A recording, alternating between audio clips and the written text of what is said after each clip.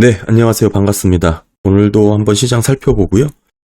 최근에 경제 지표가 좀 발표된 게 몇 가지가 있는데요. 업데이트 좀 빠르게 해보고, 역시 지금 부채 한도 이슈가 빠르게 해결이 됐죠. 생각보다 시간적인 여유를 좀 남겨두고, 큰 이벤트 없이 조용히 끝났습니다. 소리만 시끄러웠는데, 사실, 이번 부채 한도 협상 크게 가격 프라이싱에는 큰 영향을 주지 않았을 것이라고 봤는데, 어제 채권 가격이라든지 주식 움직임을 보더라도 그렇습니다. 사실 가격에 그렇게 많이 반영된 것 같지는 않은 모습이 흘렀죠. 특별히 이제 채권 시장에서도 단기물 같은 경우에는 직접적인 영향을 받을 수 있겠지만 장기물도 생각만큼 그렇게 많은 프라이싱이 이루어지지는 않았던 것으로 어제 사실 조금 오르긴 했지만 이게 큰 의미가 있다고 해석하기에는 좀 어렵고, 그보다는 헤드워치에서 올해 이제 피벗에 대한 기대를 빠르게 좀 접었죠. 그로 인해서 전반적으로 높은 금리가 좀 오랫동안 유지될 것 같은, 결국에는 인플레이션의 이슈가 다시금 주목이 되고, 그러다 보니까 고용과 임금, 실업률로 다시 관심이 모아지고 있습니다. 더불어서 최근에 발표했던 PCE가 여전히 또 상승을 하는 모습으로 나타나면서, 특별히 이제 4월 인플레이 지표 중에 유독 PCE만 또 높게 나왔던 부분도 제가 영상으로 따로 만들기도 했는데요. 오늘 그 실업률, 모든 근원이 지금 실업률입니다. 지금 연준이 금리를 그렇게 높은 수준에서 유지를 하고 있음에도 대세 상승을 이야기하는 근거가 모두 실업률인데요. 실업률을 어떻게 분석하고 해석하는 여지에 따라서 입장 차이가 많이 지금 갈리고 있습니다. 오늘은 이 실업률의 선행지표라고 할 수 있는 몇 가지 경제 지표들을 좀 살펴보고, 정말 이게 그 실업률 하나만 보고 이렇게 안일하게 대응할 수 있는 건지 좀 들여다보고요.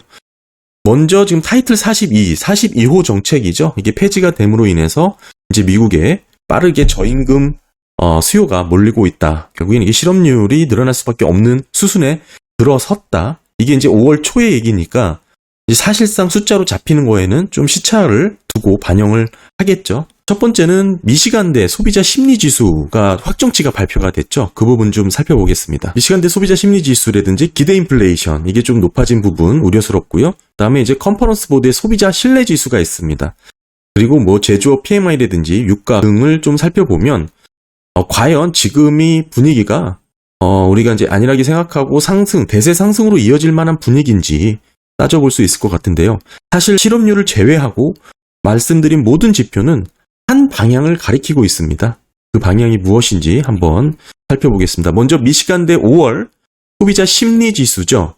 59.2로 집계가 됐습니다. 직전 달보다 63.5보다 하락했습니다. 이게 지난 예비치였죠. 잠정치는 57.7로 집계가 됐었는데, 이 당시만 하더라도 11월 이후에 최저 수준으로 지금 기록을 했기 때문에 경기 전망에 대한 부정적인 인식이 빠르게 확산됐었죠.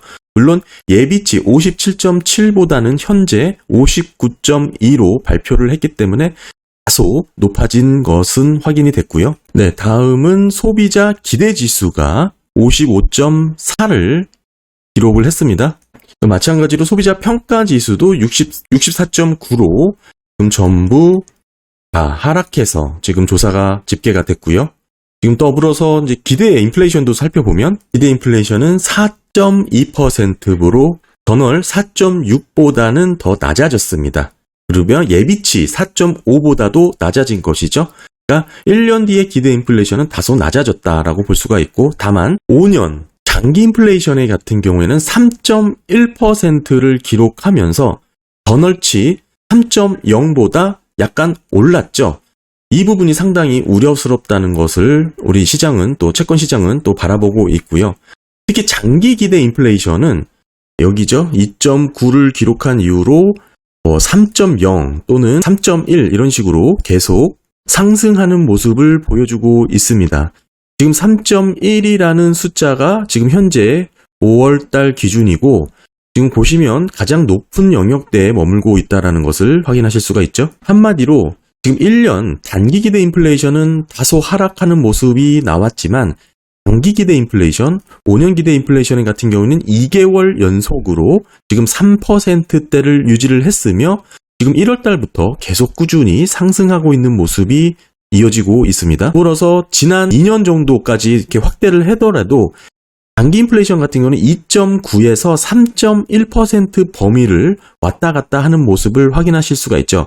만약 이 3.1이 넘어서는 그런 모습이 나온다면 시장은 조금 크게 충격을 받을 수도 있다라고 저는 해석을 하고요. 쭉 보시더라도 3.1을 기록한 부분은 여전히 높은 구간대라는 것을 이렇게 지금 확인을 할 수가 있습니다. 네, 이번 미시간대 소비자 조사에서 소비자 심리지수, 특히 경기 침체 우려가 어느 정도 반영이 되고 있다라고 설명을 쭉 하고 있고요. 한 7% 정도 이렇게 급락한 배경을 또 이렇게 설명을 했는데, 이 부분은 결국 지난 6월 달 역대 최저를 기록한 부분에서 어느 정도 꾸준히 반등이 일어났고, 지금의 수준은 일어난 상승분의 절반 정도가 지금 다시 빠르게 줄어든 그런 모습이라고 설명을 해놨습니다. 그러면서 지금의 이런 패턴은, 이런 급격한 심리지수의 하락은 2011년 부채 한도 위기 때와 비슷하다라고 이렇게 언급을 하기도 했고요. 특별히 지금은 부채 한도 이슈가 해결됐기 때문에 중요한 것은 급격하게 좀 줄어든 모습, 이렇게 보여지죠. 미시간대 지금 소비자 심리지수 같은 경우에는 지금 매월 2번 발표를 합니다. 한 번 잠정치, 그리고 요번에 발표된 게 이제 확정치, 이렇게 2번 발표를 하고, 특히 이제 소비자 심리지수 같은 경우는 우리가 중요하게 보는 이유가 실물 경제와 매우 높은 연관성을 갖고 있죠. 더불어서 소비자 기대지수도 마찬가지입니다. 소비자 기대지수도 실업률이라든지 인플레이션 전망이 녹아들어 있기 때문에 상당히 실업률의 선행지표로 우리가 엿볼 수가 있는 거고요. 특히 인플레이션의 변화에 매우 민감하게 반응을 하면서 어느 정도 선행하는 패턴을 보이고 있습니다. 따라서 우리가 실업률을 볼 때 선행지표로 이 부분을 많이 확인을 하고요. 사실 연준이 화들짝 놀랐던 적이 한 번 있습니다. 이 무렵인데요. 이게 확정치가 3.1, 장기 인플레이션, 기대 인플레이션이 3.1을 기록을 했지만 당시의 잠정치는 3.3%를 찍었어요. 이때 연준이 화들짝 놀랐던 것이죠. 이때 보시면 지금은 이게 확정치라서 조정된 것으로만 조정을 해놨지만 잠시만요. 이걸 보시면은 잠정치도 확인할 수가 있는데, 네, 보시면 5년 기대 인플레이션 지금 차트로 보시게 되면 여기서는 잠정치까지 확인이 되죠. 보시면 이때입니다. 6월 후반 잠정치가 발표됐을 때가 3.3이었죠. 아까 쭉 제가 3.1을 넘어서지 않았는데 잠정치긴 하지만 3.3이 나왔고, 물론 빠르게 확정은 3.1로 됐습니다. 이렇게 3.3으로 튀었을 때 연준이 화들짝 놀랐어요. 그래서 이때에 기준금리를 아주 크게 올렸죠. 0.5%포인트가 아니고 0.75%포인트로 올리는 결정적인 역할을 했다. 저는 그렇게 보고 있습니다. 그만큼 미시건대 장기 기대 인플레이션, 특히 5년 상당히 중요하게 민감하게 들여다봐야 된다. 지금 3.1이라는 것은 역대 가장 높은 수준에 머물고 있다. 이게 넘어가는 순간 글쎄요, 이제 다시 한번 인플레이션에 대한, 특히 기대 인플레이션에 대한 부분은 되게 중요하게 체크를 해야 된다라고 지금 보여지는 것이죠. 이게 장기 시계열로 차트로 보면 이런 모습이지만, 여기서 0.1%포인트가 높아지냐 안 높아지냐가 그렇게 지금 중요하게 들여다봐야 될 아주 센티멘탈한 그런 지수다라고 말씀을 드립니다. 네, 다음은 컨퍼런스 보드에 대한 거 있죠. 소비자 신뢰 지수도 있습니다.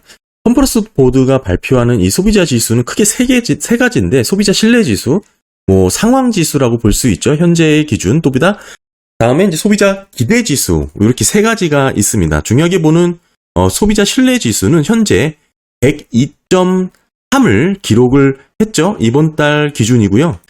이 수준이 지금 컨센 전문가들 예상치는 9.9였는데 높게 상회를 했고, 다만 전월치 103.7보다는 낮은 수준으로 이렇게 집계가 된 것입니다. 그러니까 현재 5월 소비자 신뢰도는 소비자들의 전망이 그렇게 낙관적이지는 않다라고 정리를 할 수가 있는 것 같고, 그 정도는 이 그래프의 수준으로 이렇게 비교를 하실 수가 있겠죠. 이때가 08년 위기니까 이때가 코로나고 지금은 이 정도 국면이다, 이렇게 보시면 되겠죠. 전반적으로 지금 컨퍼런스 보드의 지금 소비자 신뢰 지수는 기대치가 여전히 우울하다라는 전망이 조금 많이 반영이 된 것 같아요. 소비자 신뢰 지수에.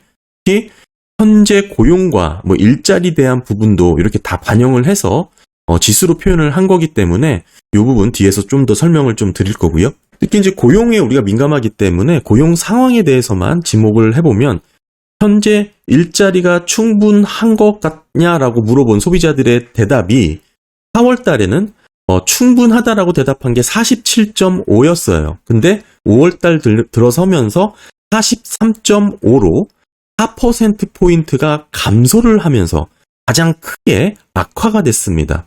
이게 상당히 좀 의미가 있다고 보여지고요. 네, 다음은 컨퍼런스 보드의 소비자의 단기 전망을 기반으로 하는 기대지수죠.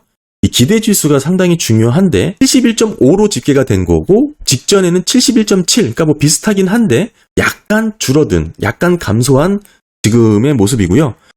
이 기대지수 빨간색 보시면 22년 12월 달에 이제 상승한 모습, 여기가 되겠죠. 이렇게 상승한 모습 이후에는 이렇게 반짝 상승한 이후 계속적으로 지금 80 이하를 기록을 하고 있습니다. 요 구간입니다. 이게 반짝 올랐을 때를 제외하고는 대부분 80 이하. 그러니까 80 이하는 심리적으로 경기 침체와 관련된 인식이 확산되는 구간이라고 보실 수가 있고요. 이 말은 1년 내에 경기 침체가 올 수 있다라는 의미로 해석을 하는 경향이 많습니다. 지금도 여전히 그 구간에 머물고 있죠.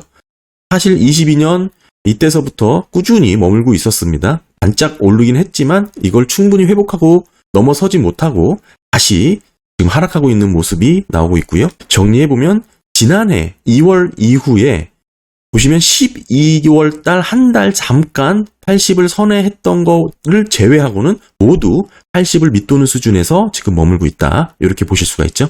다음은 지금 사업자들, 소비자들의 생각 한번 엿보시면 현재 비즈니스에 대한 지금 상황이 어떠냐라고 이렇게 평가를 보게 되면 5월 기준으로는 소비자 평가는 소폭 개선된 모습으로 엿볼 수가 있고요. 소비자들의 약 19.6%는 사업 여건이 뭐 대체적으로 좋다라고 답을 했습니다. 그러니까 지난달이 19%였죠. 뭐 0.6%포인트가 조금 높아졌다. 그러니까 우리 쉽게 얘기하면 요즘 뭐 사업 어때라고 물어볼 수 있는 가벼운 스몰 토크죠. 네, 0.6% 정도는 뭐 괜찮아 뭐 정도로 보실 수가 있는 거고, 근데 이제 사업 여건이 나쁘다라고 대답을 한 비율은 17.0%였죠.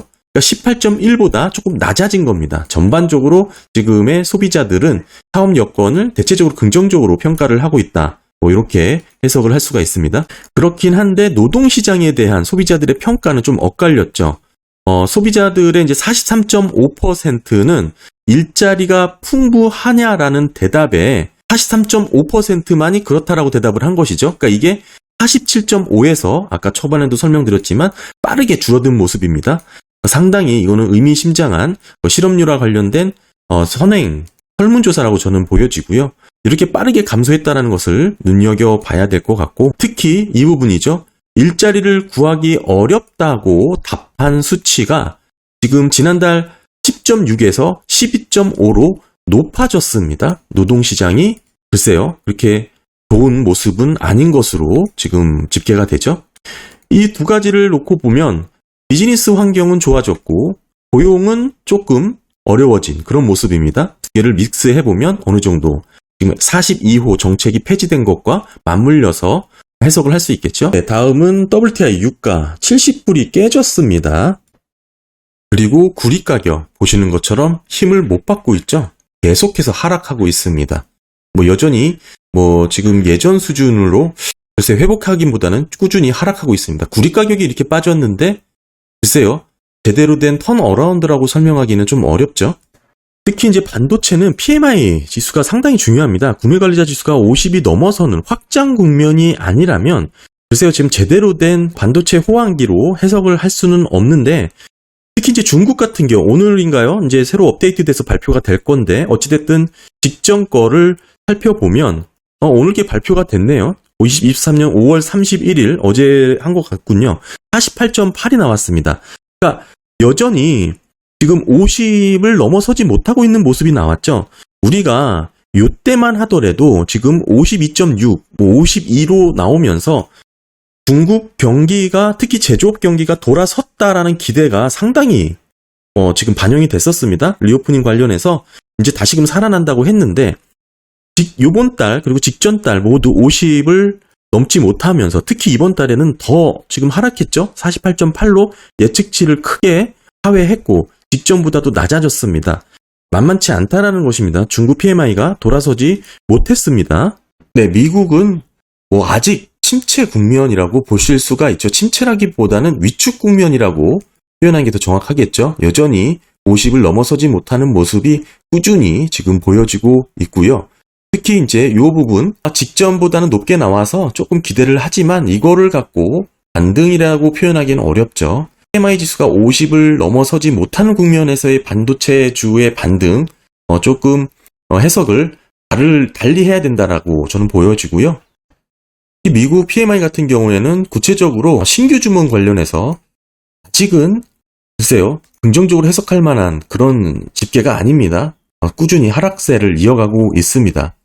한마디로 지금 정리를 해서 말씀을 좀 드려보면 지금의 시장은 AI, 엔비디아를 중심으로 한 관련주들의 일부 종목의 이제 랠리지 이것을 시장 전반적으로 돌아섰다라고 해석하기에는 상당히 좀 어려운 구간이다라고 저는 좀 말씀을 드리죠. 구리 가격이라든지 유가라든지 PMI 지수라든지 사실 실업률을 제외한 모든 선행 지표 지금은 살펴보지 않았지만 OECD 경기 선행 지수도 마찬가지입니다. 미시간대 소비자 심리 지수를 비롯해서 컨퍼런스 보드 소비자 신뢰 지수까지 모두 한 방향을 가르치고 있어요.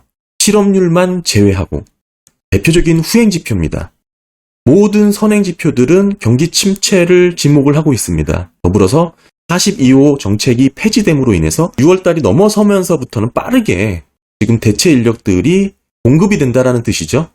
한마디로 실업률이 폭발적으로 높아질 수밖에 없는 상황과 여건이 모두 갖춰진다. 저는 그렇게 해석을 하고 있습니다. 네, 감사합니다.